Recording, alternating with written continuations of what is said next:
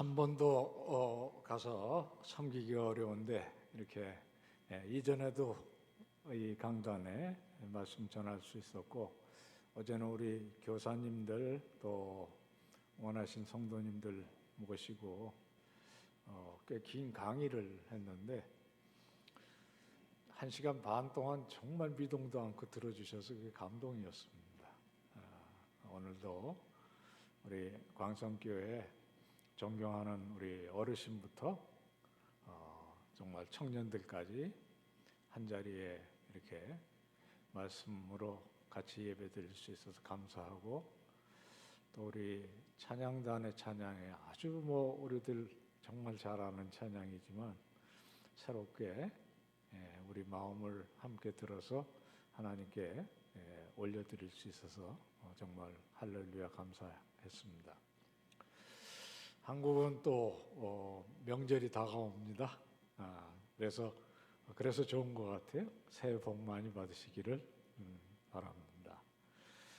2026년도 우리 강성교회가 있어서 성북구가 행복한 그런 교회가 되시고, 또 여러분 가정마다 하시는 일마다 주님께서 만복으로 함께 하시기를 축원합니다. 오늘은 사람의 제일 되는 목적이라는 이 가장 중요한 주제에 함께 생각할 수 있겠습니다. 아시는 대로 우리 눈에 보이는 모든 것들이 다 있는 목적이 있습니다.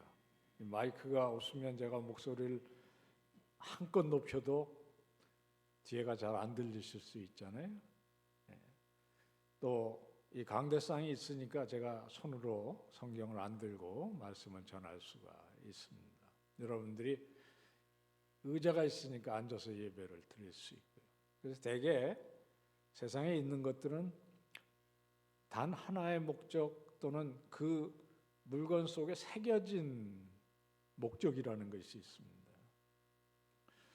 그렇다면 우리 인간에게는 무슨 목적이 있을까요? 우리 인간은 이런 사물들과 달라서 상당히 다양한 부르심이 있습니다. 저는 이 시간에 하나님 말씀을 온전히 대언하라는 그런 부르심에 서 있고요.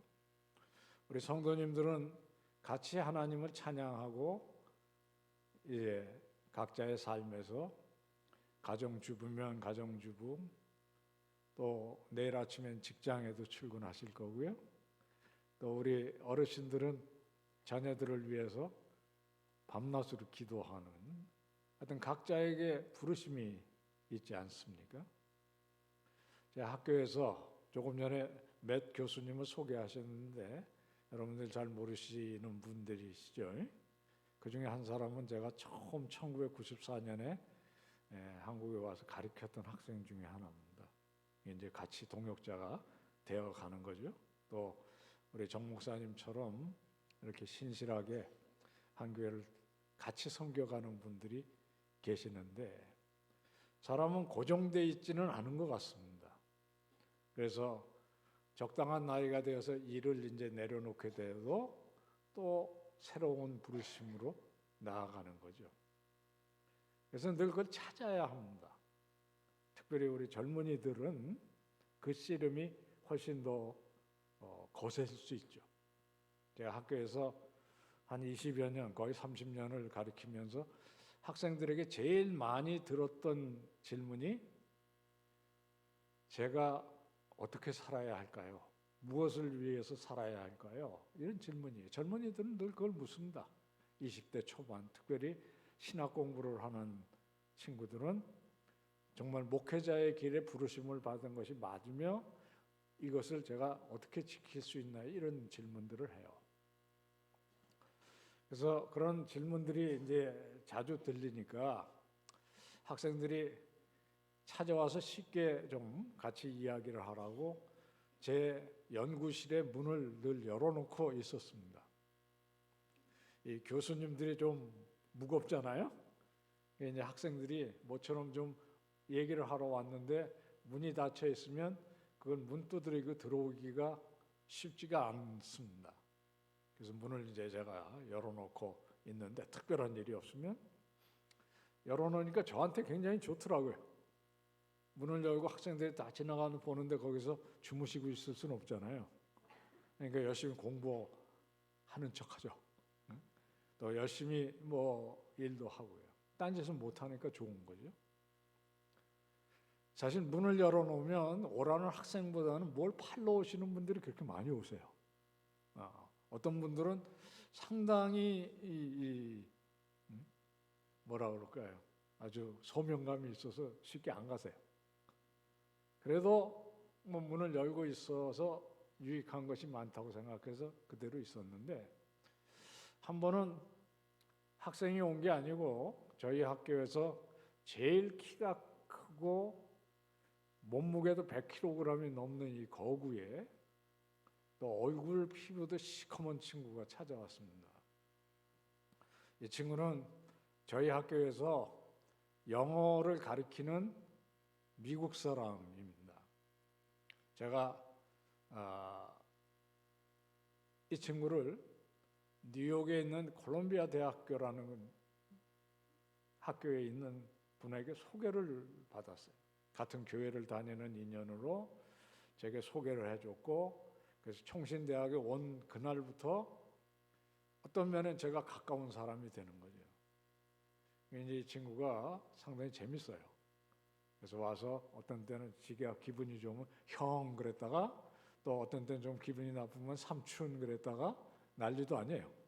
내가 이제 점심시간에 점심 같이 먹고 뭐 차도 마시고 되게 그렇게 잘 지냈습니다. 여러 해 같이 지냈어요. 10여 년 전에 꼭 요맘때 또 찾아왔습니다.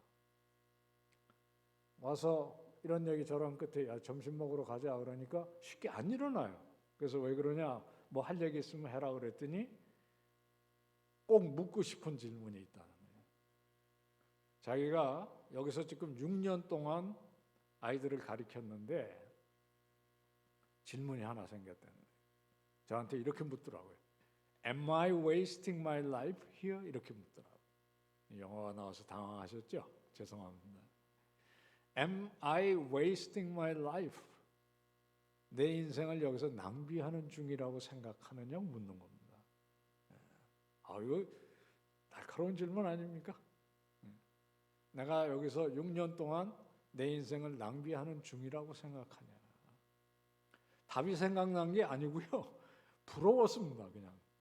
야, 낭비하는 중이라고 지금 진행형으로 묻는 거는 얼마든지 바꿀 수 있다는 것이 아닙니까? 저는 그 시점에도 그렇게 못 물었어요. 벌써 내 인생은 다 낭비해버린 것이 아닐까 하는 가끔씩 그런 시름이 있던 때였습니다. 첫째, 미국에서 하던 대로 신학 공부를 했으면 계속 목회를 했었어야 되는 거 아닌가? 또 신학을 하려면 좀 은혜가 넘치는 그런 것을 했을 거지. 철학 공부를 해서 이게 정말 그런 걸 갖고 지금 전혀 제가 가리키는 그 내용이 그렇게 은혜롭지 않은 시간이에요. 심지어는 저는 마르크스도 가리키고 니체도 가리키고 그보다 더한 사람들도 가리켰어야 되거든요. 그래서 가끔씩은 내가 내 인생을 낭비하는 중이 아닐까? 이 한 번 주신 이 귀한, 그리고 정말 심지어는 30대, 40대에 먼저 간 친구들도 있는데 저는 70이 가까워오면서 내 인생을 낭비한 것이 아닐까 하는 시름이 제게 왜 없었겠습니까? 그래서 부러운 거죠. 그래서 제가 우리 친구에게 야, 넌 행복한 줄 알아라. 그리고 그 질문이야말로 뉴욕까지 가려면 10시간이 넘는 비행기를 타야 되는데 좋은 기도의 제목인 것 같다. 그래서 열심히 주님과 함께 묻고 주님께서 답해 줄 거야. 그런데 나한테 물었으니까 나는 전혀 네가 시간 낭비하고 있는 것 같지는 않다. 학생들이 너무너무 좋아하는 그런 그 정말 미국 사람입니다. 그래서 돌아와서 같이 일하면 좋겠는데 그랬더니 그 말을 듣고 또 돌아왔어요. 그래서 또 이렇게 좋은 시간이 이어졌습니다. 여러분 어떠십니까? 2026년을 또 한 해를 주셨는데 정말 이제까지 인생이 낭비가 아니기를 소망하고 또 올 한 해 앞으로 갈 시간은 정말 의미가 충만하고 주님께서 나에게 주신 이 부르심, 소명이 이루어지는 그런 한 해가 되어야 되지 않겠습니까? 1647년이니까요. 지금부터 한 400년 전에 우리 장로교의 신앙의 선조들이 이 고민을 신앙 고백에 담은 적이 있습니다. 여러분들이 잘 아시는 웨스트민스터 신앙 고백서의 소요리 문답이라는 것이 있습니다. 잘 아시죠? 소요리 문답이라는 게 있어요. 그 소요리 문답의 1번이 명문입니다. 정말 그렇게 쓰기 어려운 정말 명문이에요. 사람의 제일 되는 목적이 무엇입니까? 이렇게 묻죠. 어린아이들에게 가르치기 위해서 정말 간단하게 썼어요. 사람의 제일 되는 목적은 하나님을 영화롭게 하고 그를 영원히 즐거워하는 것이니라. 명문 아닙니까? 사람의 제일 되는 목적은 무엇입니까? 라고 묻고 인생이 별거 있습니까? 잘 먹고 잘 살다가 아프지 않고 죽는 것이지요. 그랬더라면 그게 400년 동안 우리에게 전해질 리도 없고 우리 그리스도인들이 세상에 어떤 면에 우스개가 되었을 거 아니겠습니까? 니들도 뭐 별로 다르지 않구나. 응?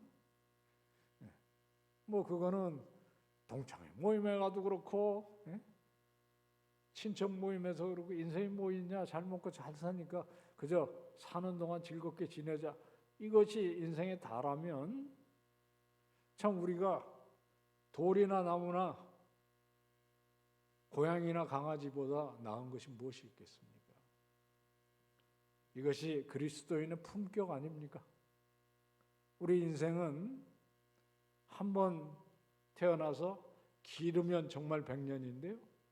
이 속에서 의미 충만한 삶, 정말 우리가 왜 태어났고 왜 살다가 가는지에 대해서 확신이 있는 삶, 그것이 우리의 복이 아닙니까? 오늘 아침에 굉장히 춥더라고요. 저는 한 6시 어간에 교회를 갔어야 되는데 와, 나오니까 거의 마이너스 영하 하여튼 10몇 도가 되더라고요. 바람도 쌩쌩 불고요. 제가 인천에 갔다가 지금 지하철역 40여 개를 통과해서 아슬아슬하게 여기 도착했거든요. 근데 예배 때마다 그 인천의 성도님들도 여러분들처럼 정말 이 예배를 듣는데 예배마다 이 가슴이 뭉클뭉클한 거죠. 특별히 시작할 때 전능하사 천지를 창조하신 하나님을 내가 믿사오니 그리고 영원히 사는 것을 믿사옵나이다. 이게 인생의 목적이 다 담긴 거 아닙니까? 그걸 모르시는 분이 아무도 안 계십니다. 성경도 창세기 1장 1절부터 요한계시록 마지막 절까지 그 주제입니다. 태초에 하나님께서 천지를 창조하시니라. 참 아름다운 세상이라 보시기 좋았더라. 깨어지고 망가지고 타락한 세상이지만 버리시지 않고 구원하시는 약속을 주시고 하나님이 신실하게 이날까지 세상을 구원해 오셨습니다. 그래서 우리가 여기 있는 것이 아닙니까? 거기서 넘어서 영원으로 갑니다. 그래서 요한계시록에 가면 새하늘과 새 땅이 펼쳐지는 것입니다. 이게 그리스도인의 비전 아닙니까? 우리는 세상에 어디서 와서 어디로 가고 내가 왜 여기에 있으며 우리의 인생은 무슨 의미가 있는지를 모든 차이에도 불구하고 한 입으로 고백하는 것입니다. 전능하신 하나님을 믿사오고 우리는 영생을 소망하며 삽니다. 내 마음에 주여 소망되소서. 조금 전에 우리가 그 찬양했어요. 어떠한 고난이 있어도 내 마음에 소망돼서 소망이 이유가 있는 사람들입니다. 행복하지 않습니까, 여러분? 네. 요한계시록 굉장히 어려운 책이시죠. 네, 그걸 펼치면은 온갖 환상이 펼쳐지고 힘들어요. 그러나 그 어려운 요한계시록에 아주 쉬운 부분들이 있어요. 나중에 주목해 보십시오. 천상에서 우리들이 부를 노래입니다. 오늘도 우리들이 몇 찬양을 했는데 우리가 마지막 날에 예수 그리스도의 재림과 더불어 영생에 들어갔을 때 천국 보좌에 여러분과 제가 함께 천군 천사와 더불어 할 찬양이에요. 우리 정 목사님 찬양하는 걸 들으면서 좀 놀랐네요, 오늘. 역시 그 체구가 있으니까 이 악기가 좋아서 그런지 와, 찬양 사역자 못지 길을 잘못 들으신 것 같아요.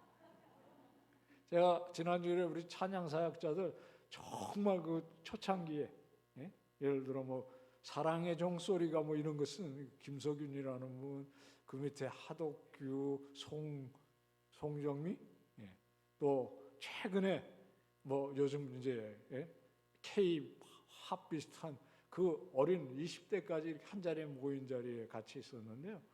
우리 목사님 거기 갔다 놔도 하나도 안 부족할 것 같아요. 근데 그렇게 찬양하는 주제가 얼마나 좋은 것입니까? 우리 신앙을 그대로 들어 올려서 하나님께 영광이 되고 우리는 그 찬양의 주제로 우리가 얼마나 복된 삶을 사는지를 나누는 거죠. 여러분들도 보니까 우리 어르신들도 소리가 꽤 크시더라고요. 그게 되는 교회입니다. 그 어느 교회 가보면 입으로는 굉장히 즐거운 찬송을 부르는데 얼굴은 꼭 빛받으러 온 사람 같으면 와, 정말 제가 가슴이 무너지죠. 근데 오늘 청년들도 참 그 입 벌려서 찬양하는 모습이 얼마나 이쁜지. 천상에서 부르는 찬송가의 첫 번째가 뭔지 아십니까? 요한계시록 4장 11절에 이렇게 했어요. 우리 주 하나님이여 영광과 존귀와 찬양을 받으시기에 합당하시오니 주께서 만물을 지으신지라. 이게 주님은 창조주이신 걸 찬양하는 거죠. 그리고 한 장을 넘으면 5장에는 죽임당하신 어린 양 똑같이 찬양해요. 힘과 권세와 영광과 찬양을 받으시기에 합당하시오니 죽임당하신 어린 양이 있기에 우리는 구원의 은총을 누립니다. 그러니까 성경은 첫째 장 첫째 줄에서부터 끝에까지 이 주제로 이어지는 것입니다. 그러니까 우리가 하나님께 영광을 돌려야 되는 이유는 두 가지입니다. 우리의 창조주, 우리의 구원자. 그 외에 뭐가 있겠습니까? 우리가 추위에도 불구하고 어르신들은 뭐 낫지 않은 언덕을 올라와서 이 자리에 앉아 계신 이유가 그래도 나의 창조주, 나의 구원자, 나의 소망 되시는 주님을 찬양하기 위해서 이 자리에 나왔다. 그래서 소중한 겁니다. 제가 꽤 오래전에 사실 1980년인데요. 미국에 공부를 할 길을 여셨어요. 이제 공부하러 보내셨는데 영어 실력도 신통치 않고 겁도 나고 그래서 구할 수 있는 대로 한국에서 거기서 읽어야 될 책들을 미리 좀 보는 가운데 마음이 쏠린 분이 계세요. 이분에게 가서 공부를 해야 되겠다 생각을 하고 갔습니다. 이튿날 도서관에 내려갔는데 이분이 바로 제 건너편에 앉아 계시더라고요. 그래서 제가 슬금슬금 옆에 가서 여쭤봤어요. 혹시 코넬리어스 벤틸이라는 교수님입니까? 이 할아버지가 아주 인자하게 제 손을 이렇게 잡으면서 그렇다 너는 어디서 왔냐 이렇게 그래가지고 이 할아버지하고 급 친해졌어요. 이분이 안타깝게도 은퇴를 해버리셨더라고요. 그래서 교실에 만날 수 있는 가능성이 이제 없는 거예요. 생각보다 나이가 많으시더라고요. 그런데 교회에서 특강을 하신다고 그래서 제일 앞자리에 가갖고 이분이 이제 무슨 말씀을 하시나 막 기대 여기까지 있는데 딱 올라오시더니 우리 그리스도인들이 믿어야 되는 가장 중요한 것이 무엇입니까? 그러더니 바로 답을 또 하시더라고요. 성경이 말하는 삼위일체 하나님이 살아계시다는 것과 그가 우리의 구원자 되심입니다. 제가 들으면서 엄청 허망했어요. 나 그 유년주 학교 때부터 아는 건데 여기 와서 지금 저 대석학이 저것밖에 하실 말씀이 없나? 또 그 이어지는 강의가 되게 재미가 없더라고요. 제가 영어를 못 따라들어서 그런지 몰라도 하여튼 그렇게 인상적이지 않았어요. 제가 어리석은 거죠. 왜냐하면 지금 제가 이제 이렇게 나이가 돼서 올해 신입생이 와서 저한테 그렇게 물으면 저 똑같이 대답했을 것 같아요. 우리 그리스도인이 잊지 않고 믿어야 되는 사실은 전능하사 천지를 창조하신 하나님이 살아계시다는 거야. 그리고 그분이 우리의 구원자 되신다는 거예요. 여러분들이 너무너무 잘 아시는 사실이지만 그것이 우리 인생의 목적이 무엇인지를 가르쳐주는 가장 기본적인 진리 아니겠습니까? 이 진리가 우리들을 살아있게 합니다. 역경과 고난을 당했을 때 우리는 위를 쳐다볼 수 있습니다. 욥이 그렇지 않습니까? 정말 이유를 알 수 없는 고난이 하나도 아니고 줄지어서 이렇게 들이닥치시는 그때 그는 낭망하거나 심지어는 하나님을 원망하지 않습니다. 뭐라고 합니까? 주신 이도 하나님이시고 거두신 이도 하나님이시고 오직 하나님만이 영광을 받으실지어다. 와, 놀랍지 않습니까? 어떻게 그럴 수 있습니까? 우리도 때때로 고난이 하나가 아니라 여러 개씩 겹쳐서 올 수 있습니다. 우리가 그런 신앙 고백할 수 있는 사람 되시기를 축원합니다. 반대로 손대는 것마다 잘 되고 뭐 모든 것이 만사 형통이라고 해서 교만할 이유가 있습니까? 정말 주신 이도 하나님 거두신 이도 하나님이시면 사도 요한처럼 또는 오늘 우리 말씀 새긴 이 사도 바울처럼 사도 바울은 로마서에 거의 비슷한 고백이 있어요. 만물이 주에게서 나오고 주로 말미암고 주에게로 돌아가니 그에게 영광이 세세 있으리로다. 아멘. 우리들은 그런 품격을 가진 사람들이잖아요. 뭐가 잘 되면 그냥 우쭐해서 그러다 조금만 잘못되면 또 낙담을 해서 땅을 기는 그런 인생이 아니지 않습니까? 이 진리는 교리가 아닙니다. 우리들의 삶의 버팀목입니다. 그래서 우리가 이 자리에 나와서 그런 신앙 고백으로 아침을 시작했고 이 시간까지 지나는데 예배만이 하나님께 영광을 돌리는 시간은 아니지 않습니까? 가장 중요한 시간이긴 해요. 그러나 예배만이 하나님께 영광을 돌리는 방법은 물론 아닙니다. 그래서 사도 바울은 먹든지 마시든지 무엇을 하든지를 얘기하고 있는 것이 아닐까요? 사도 바울이 나처럼 땅끝을 보면서 선교자로 나서라 하면 쉽지 않은 길이고요. 그는 순교자였습니다. 또 평생을 온전히 어떤 의미에서 부름을 받은 길을 따라가기 버거워요. 그런 길을 가는 사도 바울이 우리에게 하나님께 영광을 돌리는 방법에 대해서 얘기를 하면서 아주 소박한 일상적인 먹고 마시는 일에 대해서 얘기하고 있는 것은 놀랍지 않습니까? 지난 주일에 교회 점심에 반찬이 뭐였는지 기억하실까요? 물은 몇 잔이나 마셨는지 그게 몇 cc나 되는지 계산하신 분 계십니까? 반응이 없으시네요. 그거 당연한 것입니다. 왜냐하면 그런 걸 누가 생각합니까? 그걸 누가 따집니까? 주는 대로 먹는 것이죠.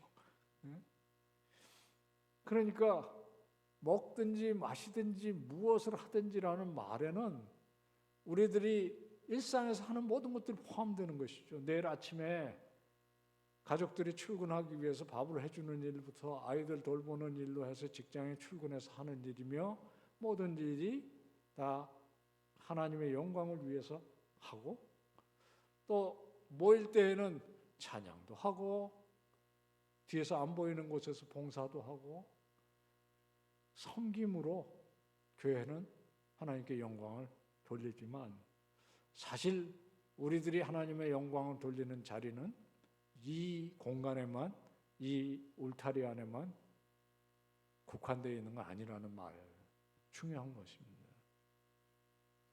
저와 제 친구들이 정말 먹든지 마시든지 특별히 무엇을 하든지 하나님께 영광을 돌릴 수 있느냐 하는 것을 놓고 심각하게 토론한 적이 있어요.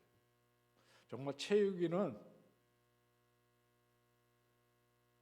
자기가 하는 운동 종목에서 하나님께 영광을 돌릴 수 있냐? 꼭 금메달을 따지 못해도 하나님께 영광 돌릴 수 있냐? 어떻게 생각하십니까? 가능할 것 같습니까?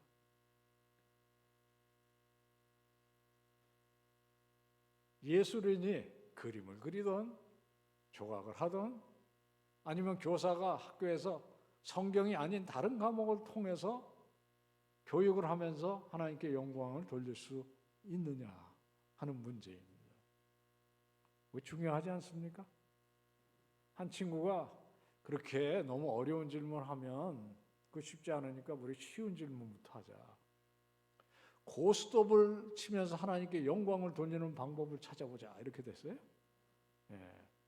이제 다음 주 설 되면 우리 가족 모임 또 한 판 할 거 아니십니까? 기억하십시오. 그때 어떻게 하면 하나님께 영광을 돌릴 수 있느냐.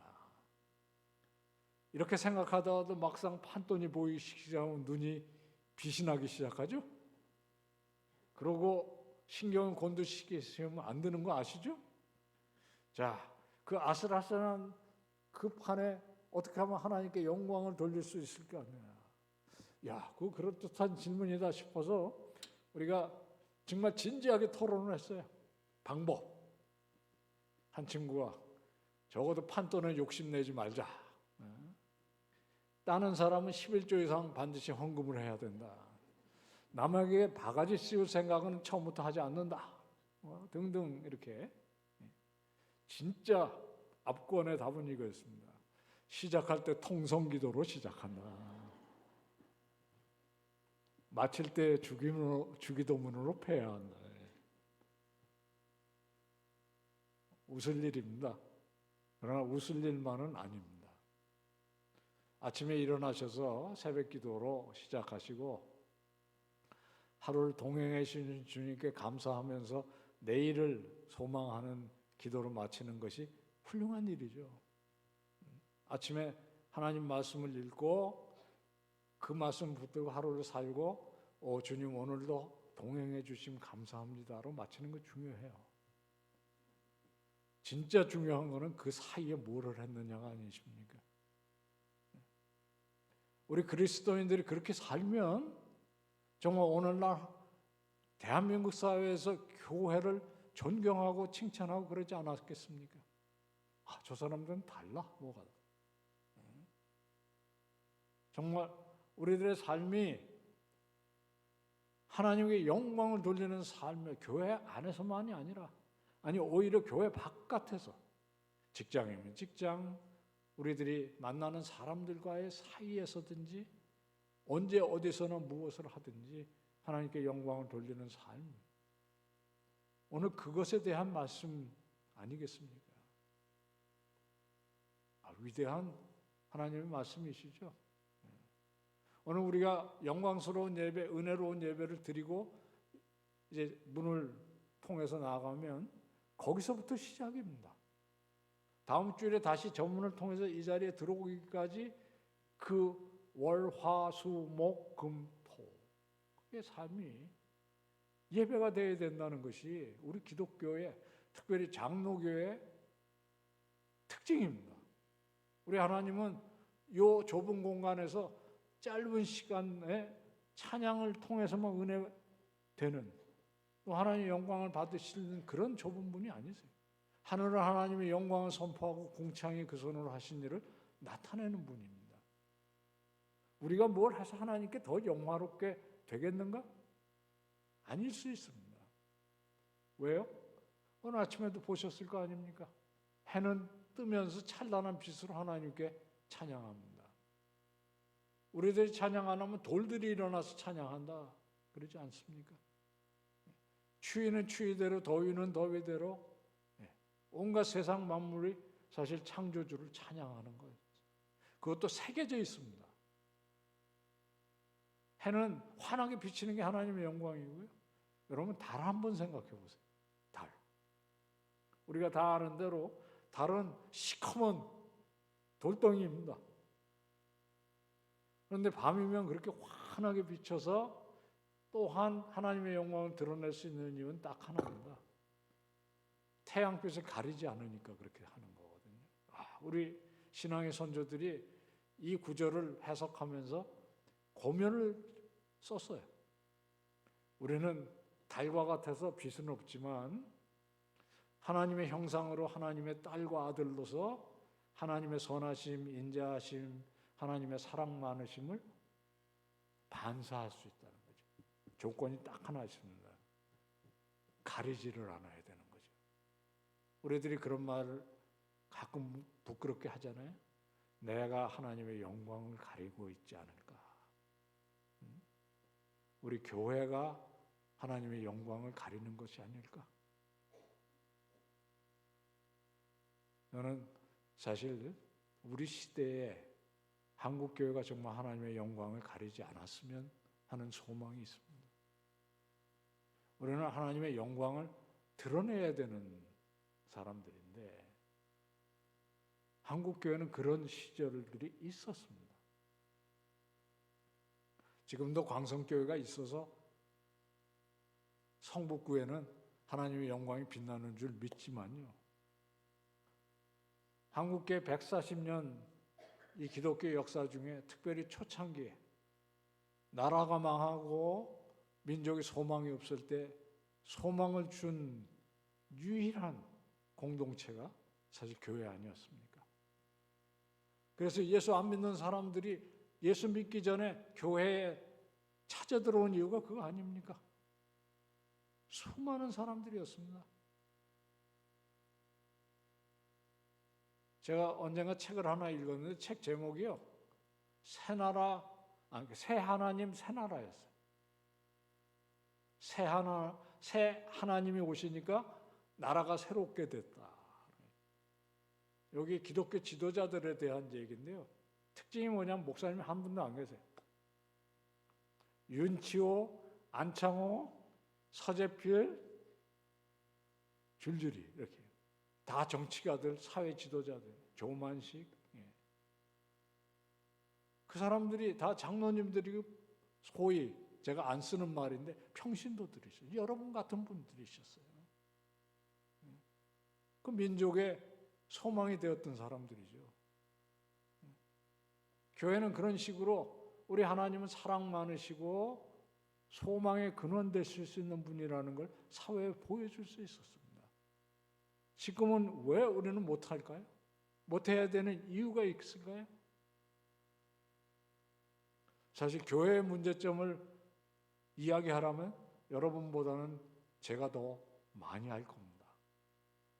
왜냐하면 제가 그 중심에 있었지 않습니까? 저도 적지 않게 하나님의 영광을 가리는 사람일 수 있습니다. 그러나 우리가 이 2026년을 지나면서 한국 사회가 교회를 향해서 존경과 선망의 시선으로 바라볼 수 있어야 되는 거 아닙니까? 정말 먹든지 마시든지 무엇을 하든지 이 평범한 것도 소박한 일 가운데 우리들의 삶이 이것을 신정 나타낸다면 옆집 아줌마는 뭐가 달라도 다르다. 그것 자체가 하나님께 영광을 돌리는 한 방법이라고 저는 믿습니다. 내 옆 책상에 앉아있는 저분은 사실은 평소에 예수쟁이라고 깔보고 무시하지만 뭐가 달라도 다르다. 이런 것이 결국에는 하나님께 영광을 돌리는 길이요 동시에 우리가 하나님의 증인으로 서는 길이라고 저는 믿습니다. 저는 사실 철저하게 교회 울타리 안에서 자라났고 교회 울타리가 제 생활 공간이고 뭐 그랬던 사람이긴 해요. 그래서 여러분들이 직장과 사회 속에서 얼마나 험난한 일들을 만나시는지에 대해서 사실은 그렇게 실감나는 이야기를 드릴 수가 없긴 해요. 그래서 여러분들 참 어떤 면에 존경스럽게 생각합니다. 당장 내일 아침부터. 그러나 그 속에서도 역시 부르심은 딱 하나입니다. 먹든지 마시든지 무엇을 하든지 하나님께 영광을 돌리는 삶. 다 그런 분들이 되어주시기를 주님의 이름으로 축원하고 격려합니다. 그런 삶이 힘들고 어렵고 고난뿐일까요? 남들은 놀러 가거나 아니면 따뜻한 집안에서 하고 싶은 것을 마음대로 하고 사는데 우리는 이렇게 오후 늦은 시간까지 또 찬양 준비까지 해서 여기에 앉아 있어야 되는, 이것은 그냥 힘들기만 한 일일까요?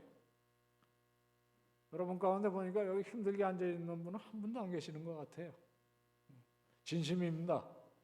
제가 안경을 써가지고 꽤 잘 보이거든요. 여러분들이 힘들어하는 것 같으면 제 설교 그만합니다. 되게. 왜냐하면 힘드는 설교는 역효과뿐이니까. 그리고 끝날 때도 됐어요. 제가 그렇게 무식한 사람 아닙니다. 힘드는 것, 육신적으로 힘들 수 있어요. 그러나 신앙생활은 궁극적으로 우리들을 달리게 하는 힘을 주지 않습니까? 그러니까 우리가 예배 시간이 소중한 줄 알고 하나님 말씀에 귀 기울이고 목청을 높여서 예수는 나의 힘이요 이렇게 찬양을 하는 것이 아닙니까? 그게 진심 아닙니까? 그게 어떻게 가능합니까? 우리는 하나님을 즐거워하기 때문이 아닙니까? 사실은 그 하나님 우리를 먼저 즐거워하신 것이 더 중요합니다. 스바냐서에 여러분 잘 아시는 유명한 그 찬양이 있어요. 너희 하나님 여호와가 너희 가운데 계시니 그는 구원을 베푸신 전능자시요. 그가 우리로 말미암아 기뻐하고 우리를 인해서 우리를 말미암아 즐거워하고 기뻐하신다. 하박국이라는 선지자 아시죠? 처음에 주님 이스라엘을 왜 이렇게 고난 가운데 두십니까? 언제까지입니까? 이렇게 시작했던 사람이 이 진리 앞에 역시 주님은 창조주요 구원자시라는 이 믿음 가운데 그 하박국이 불과 3장 끝에 어떻게 끝났는지 아십니다. 잘 아시는 말씀이에요. 비록 무화과 무성하지 않고 포도나무에 열매가 없고 감람나무에 소출이 없고 우리의 양이 없고 들의 곡식이 없고 외양간에 송아지가 없을지라도 이게 무슨 말일까요? 이스라엘의 가장 중요한 곡물들이고 산업입니다. 먹고 사는 문제에 직접이에요. 제가 경기도 삼본에 사는데요. 1994년에 15년 만에 돌아와가지고 갈 곳도 없고 돈도 없고 그래서 비교적 싼 데 가갖고 살면서 한 번은 뒷산에 올라갔는데 내려다 보니까 와 세상에 집이 이렇게 많은 거예요.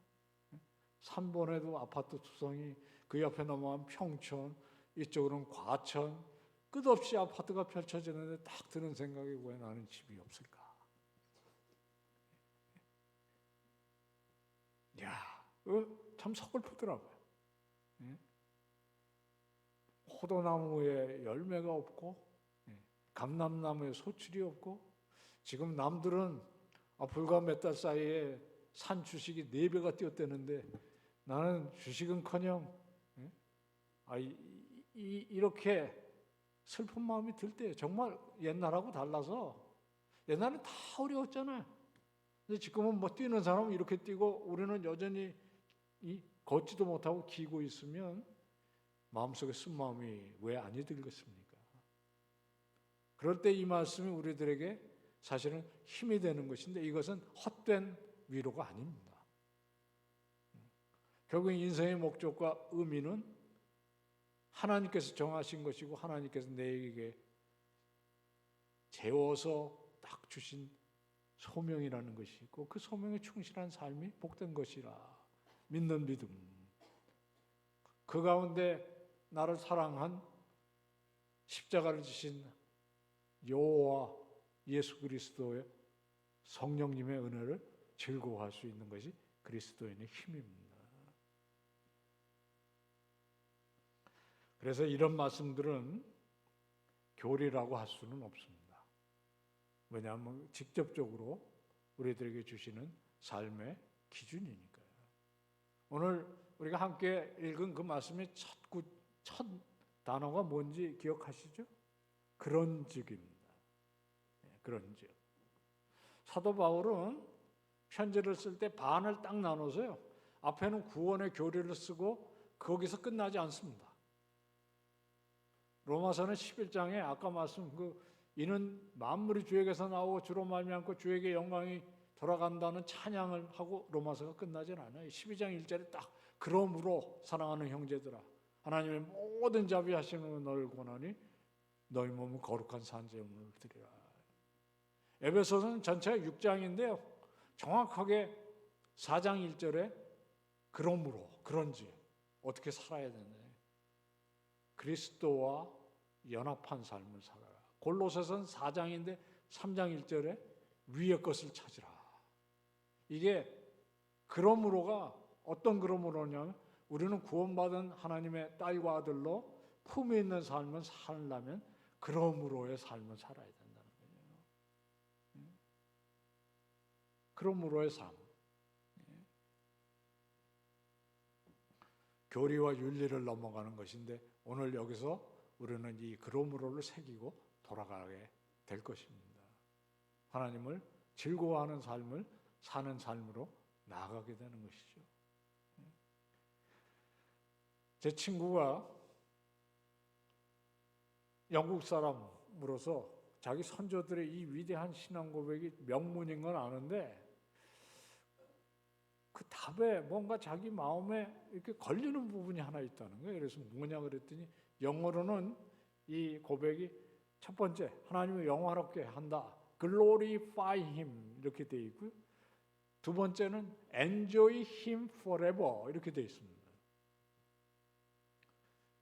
enjoy라는 말이 사실 좀 아닌 것 같다는 생각이 드는데요.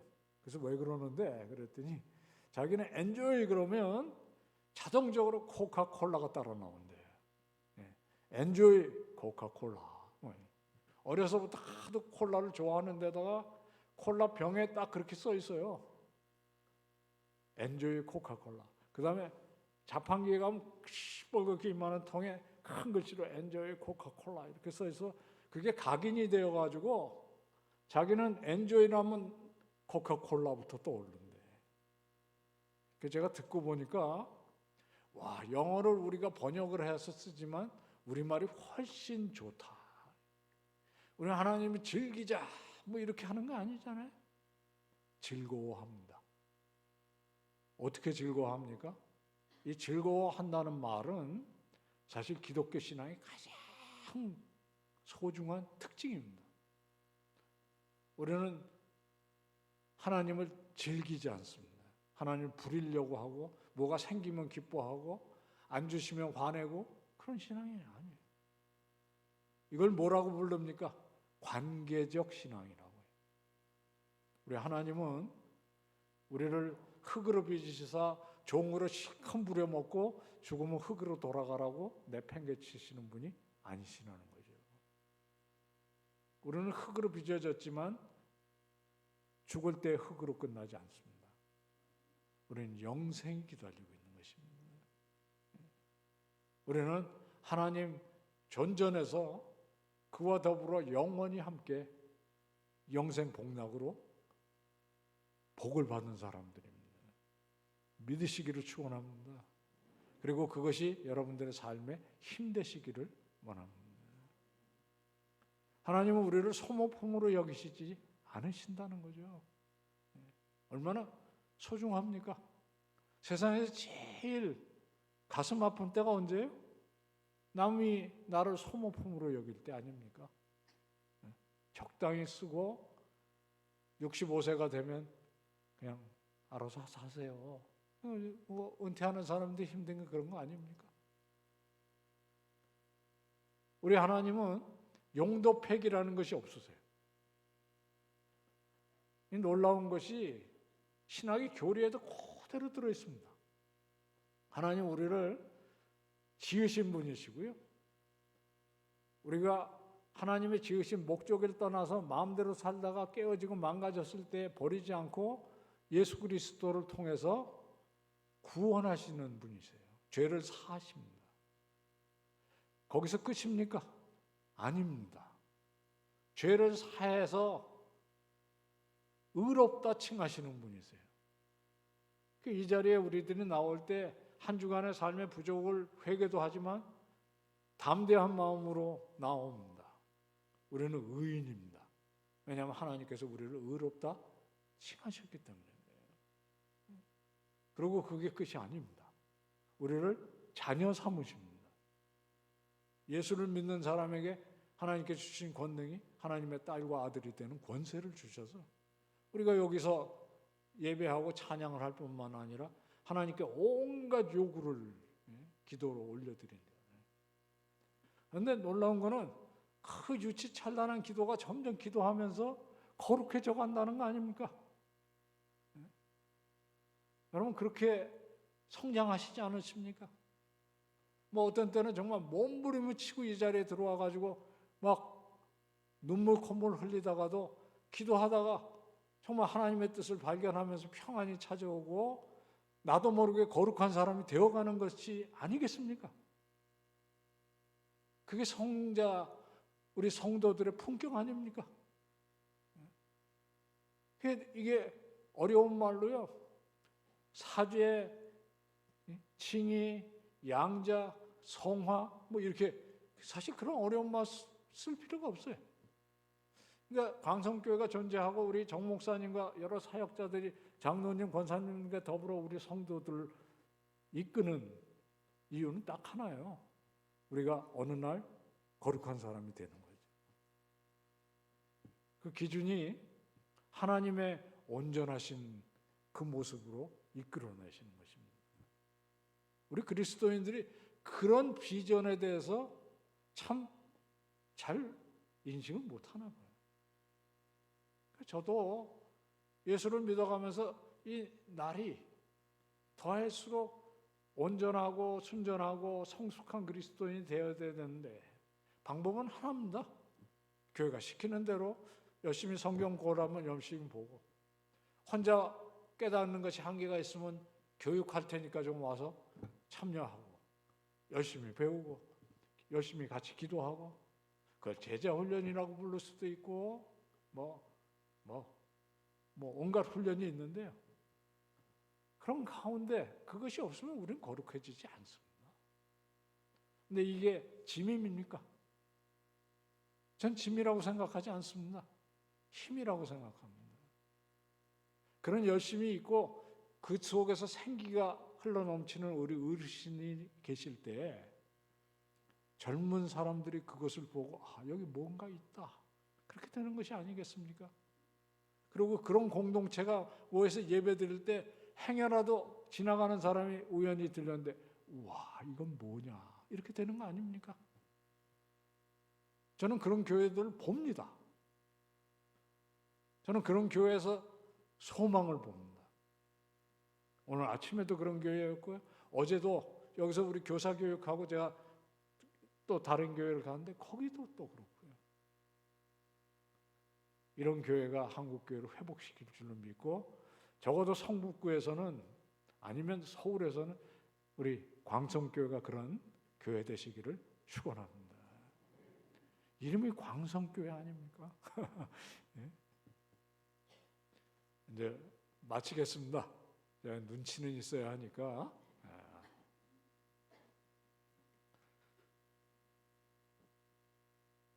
제가 아까 말씀드렸던 그 친구, 우리 친구 이름이 마크 혹인데요. 마크는 지금 하나님 품에 안겨 있습니다. 그 해 미국에서 돌아와서 잘 지내고 있었는데요. 여름에 뜨거운 8월 첫 주간에 저희 누님이 병마와 싸우시다가 돌아가셨어요. 그래서 장례를 지내고 이제 준비를 하는데 저녁이 되었는데 학교에서 전화가 온 거예요. 저녁도 아니네요. 뭐 해가 지기 전이네. 빨리 학교로 오라는 거예요. 그래서 왜 그러냐 그랬더니 마크가 죽었다는 거예요. 제가 사실 그 전전날에도 만나서 같이 놀았는데 마크가 죽었다. 사랑의 교회 청년들과 자전거를 타고 팔당에 간다고 나섰는데 잠실에서 쓰러졌는데 3분 만에 하나님께 데려가신 거예요. 37살이었습니다. 인생이 정말 예측 불허더라고요. 길지 않더라고요. 그래서 누님 장례를 이제 치르고 다행히 미국에서 어머니가 누나하고 같이 왔는데 금요일에 왔어요. 이제 또 가서 이 친구 장례를 이제 지내줘야 될 거 아닙니까? 한국에 묻어달라고 하더라고요. 그래서 이 거구의 사나이가 요만한 단지에 제가 돼갖고 돌아온 거예요. 야, 인생이 그렇게 허망하더라고요. 그래서 제가 그 죄를 이렇게 한 번씩 이렇게 해가지고 나무 밑에 묻어줬어요. 사실 며칠 전에도 그 앞을 지나왔는데요. 늘 머릿속에 들릴 수 있는 그 음성이에요. 내가 내 인생을 낭비하는 중일까? 물어야 되는 질문 맞습니다. 그러지 않으면 언젠가 정말 내 인생이 이렇게 허망하게 지나간 것일까? 정말 감사한 것은 우리들이 지금 이 자리에 있다는 것이고요. 아직도 하나님께서 허락한 날들이 있다는 것이고 또 그 너머에는 영생의 소망이 있다는 것인데 이것이 하나님께서 주신 오늘의 복입니다. 우리가 이것을 새기면서 2026년도 힘차게 살아가시는 여러분 되시기를 축원합니다. 우리 하나님은 좋으신 분이고 우리 하나님의 영광받아 합당하시지만 즐거워할 수 있는 분입니다. 살아가시는 매일이 우리 사랑만 하신 창조주 하나님 그리고 구원자 되시는 하나님을 즐거워하면서 영광 돌리시는 삶이 되어 다 되시기를 주의 이름으로 축원합니다.